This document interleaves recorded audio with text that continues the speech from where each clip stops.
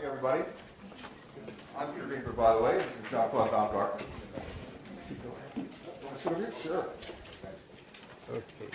And first of all, I want to say how thrilled I am to be back in Cyprus. I've been coming for about 40 years. I was a correspondent for Newsweek for many years, and of course, Cyprus was the hub then, if you were covering the Middle East. I think it's still the hub. And if you wanted to get from Beirut to Tel Aviv, you came through Cyprus.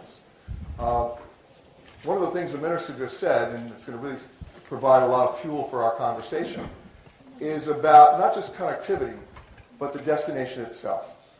And that is, how do you create, how do you preserve, how do you enhance, and then how do you reinvent a destination? How do you redo your marketing? And we'll be hearing a little bit about that later. How do you then restructure your air service opportunities? It is a moment of great opportunity. The minister talked about fifth freedom rights. We're going to talk about that. That is also very key. But how do you change the paradigm? How do you put everything else away? How do you move away from your traditional market base? Because that may have gotten you in trouble because you depended on it too much. And then how do you appeal to airlines to come here? There was a very famous movie in the United States called Field of Dreams. And the concept of that movie was, if you build it, they will come. That's a lie. No, you got to add something to it. And it's not about the destination, it's about the experience. It's not about rate. You heard everybody talk about rate this morning and how you compete for markets. That's changing. In our global village right now, it's much more important about value than it is about price. And what Cyprus has is value. You know, it's not enough to say that it's the birthplace of Aphrodite. It's not enough to say it's about beaches and castles and monasteries. You have all that, but you have a lot more. And you have an airport that works. I also noticed when I landed yesterday, you have an airport that was empty. And you're nodding your head because you know I'm right. I count the number of jetways that weren't being used yesterday. By the way, I was thrilled because I didn't have to stand in line. But I don't think that's what we're here for. You want to get more people to discover it, and you want them to come back. And what Jean-Claude brings to the table, and this is what we're going to talk about, is Jean-Claude comes from an airline background, Air France. He understands connectivity. And he understands what you have, which is really a win-win situation here. And I'm going to start by asking Jean-Claude to share with us what you actually think. You've heard about all the bad news. Give us some good news. Yeah, well, thank you very much, Peter. By the way, Peter and I are complices. We have been doing that for years all over the world. It's my first stay in Cyprus. I'm very happy to be here. And I think that conference is important. Yes, there are good news. By the way, what the minister just said is good news because the field is open. You have new markets. You have fifth freedoms. Do you know that very few countries in the world have fifth freedom rights, and you have to use them? And with Peter, we are going to talk about that. The good news is that you have a destination, the airline specialist is speaking now, 4 hours flight from a destination in Europe to here, 4 hours back. That is to say, if you are an airline operator, you take that, you use your aircraft. It's ideal. The challenge is to have that aircraft turning around all week. Your challenge is to get new markets. We talk about new markets, but even the markets you use for years, you can revive them. And I would like to talk about that also. You know, markets are changing, Peter just said it. And it's up to you to go along that change. The customer will decide where he wants to go.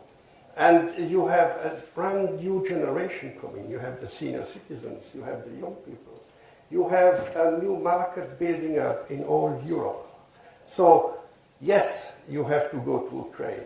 Yes, you have to work with, and it's good news to know that you have those contacts in the Gulf area.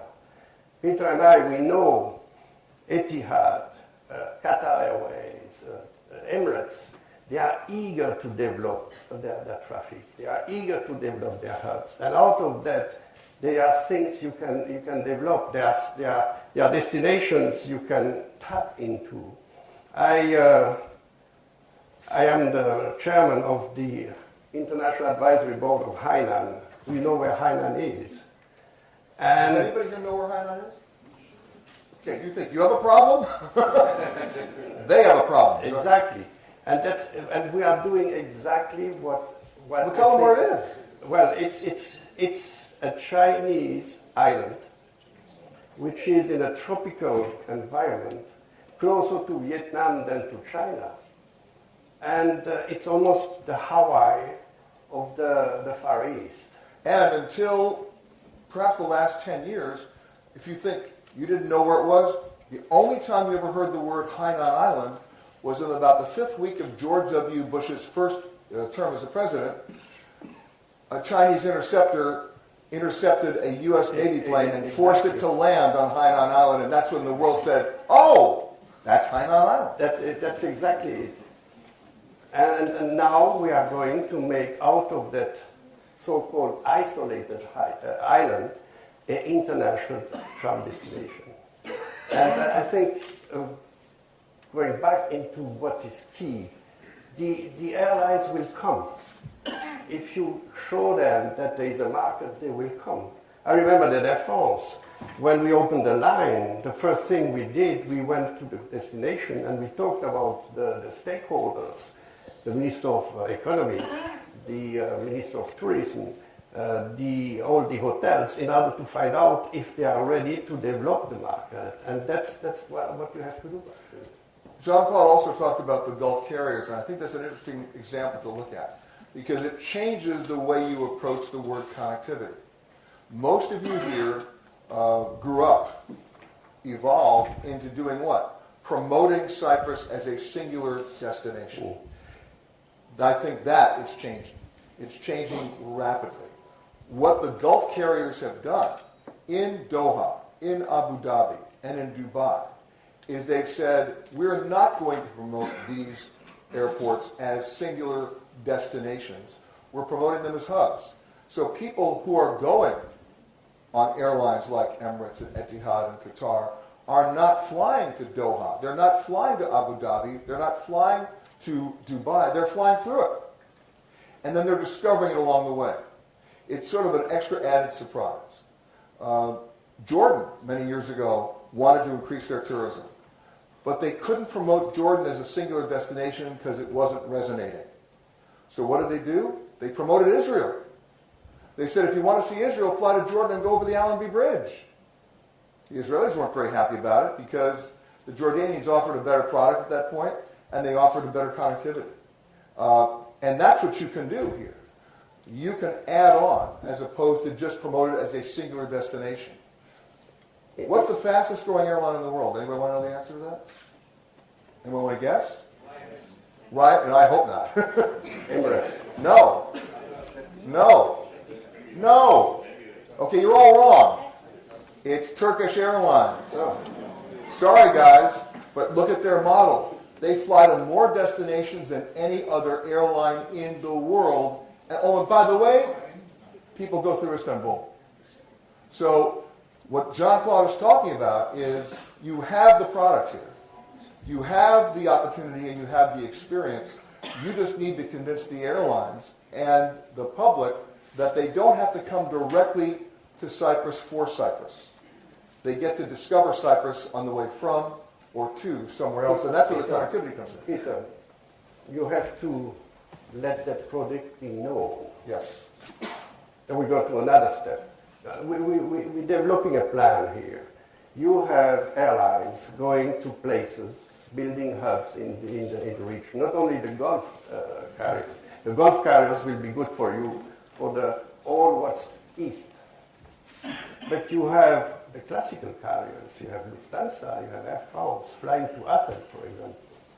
If you could add an extra days to a stay in Athens, in other destination, that's how to build a destination. You are not going to have immediately direct tourists going only to Cyprus. You have to get, and that's a way to let Cyprus to be known.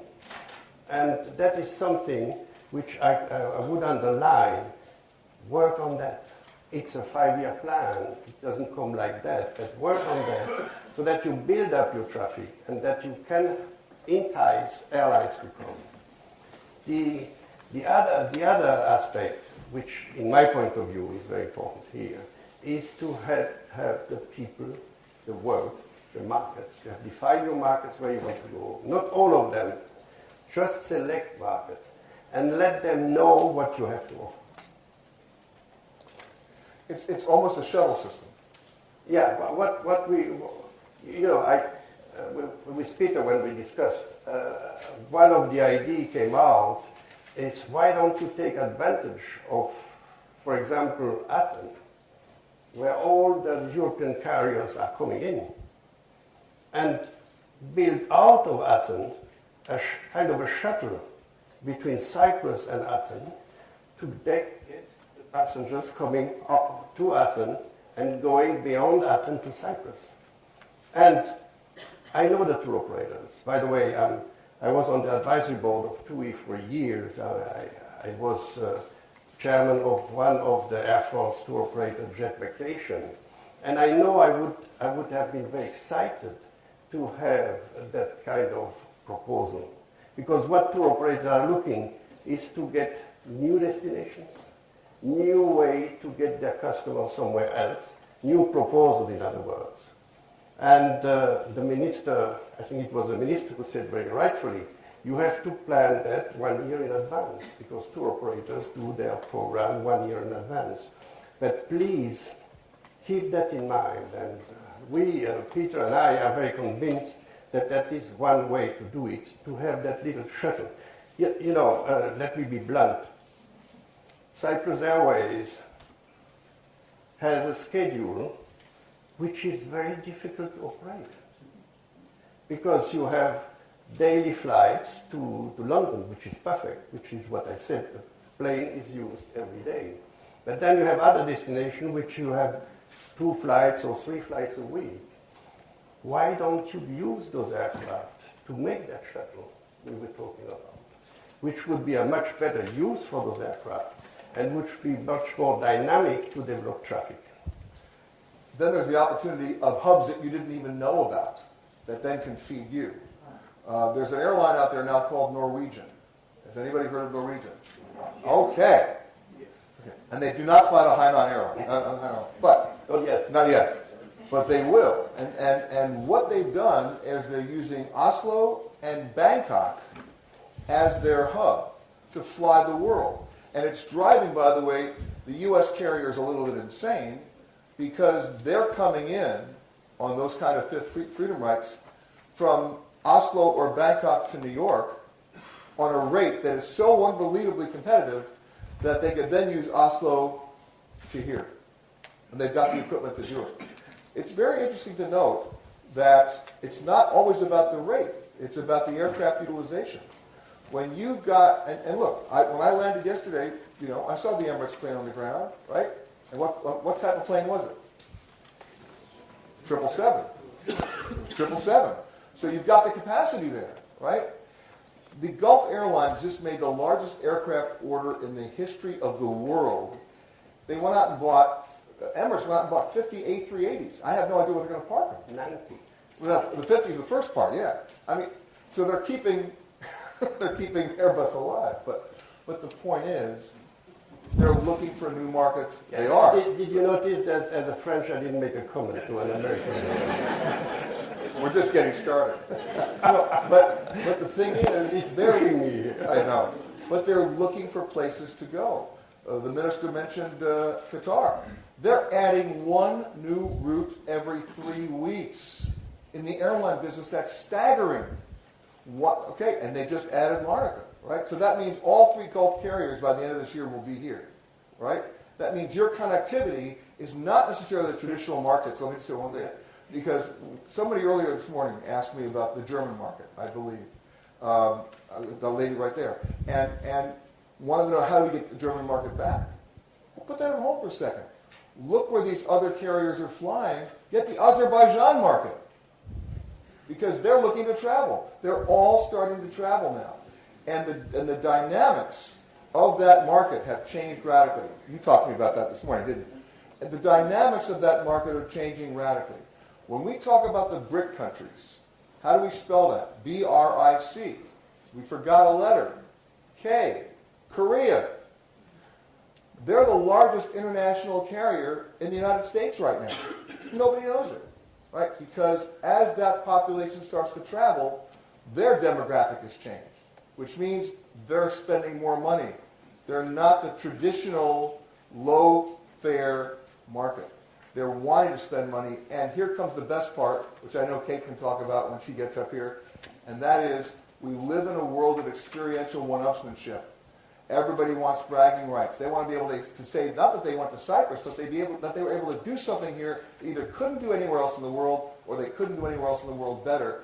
So you got to go shift a little bit from promoting the destination to presenting those experiences to those markets now that have the connectivity to come here. Now, this is good, this is nice, but how do you achieve that? How do you get there? How do you promote the country? How you have to use many ways. Speaking about the Gulf carriers, I know them all because all their CEOs were my member, some of my board at WTTC. They are eager to have visitors coming to see them and say, hey, by the way, we have a fantastic destination and we are ready to welcome your Sixth Freedom traffic. So, Azerbaijan, other destination. You know, you will ask me, I say, well, wait a minute, we cannot open offices, CTO cannot open offices in all those countries. Of course not. By the way, opening offices for a tourism organization can be a very bad thing because people don't become very complacent. What is important is to get a team of promoters going to the airline, going to the destinations, and explaining what exactly is Cyprus. And speaking about promotion, we have, and you have, we all have a fantastic tool, which is the social network. You know, before, a couple of years ago, 20, 30 years ago, you were convincing your neighbor over the fence saying, oh, wait a minute, I went to the fantastic destination.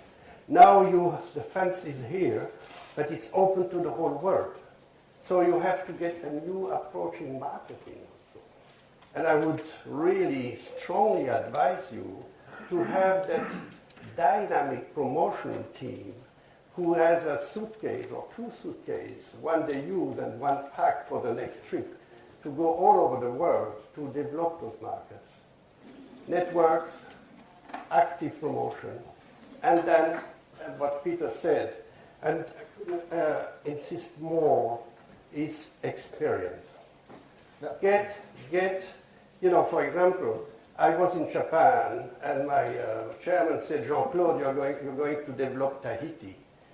And I had a 707 to fill between Tokyo and Tahiti. Can you imagine? Nobody knew Tahiti. A little bit, you know, Bora Bora and things like that. What we did, you have to be creative also. What we did, we had two priests, one Catholic and one evangelist in Tahiti, who had to repair their church. And we create weddings for Japanese in Tahiti.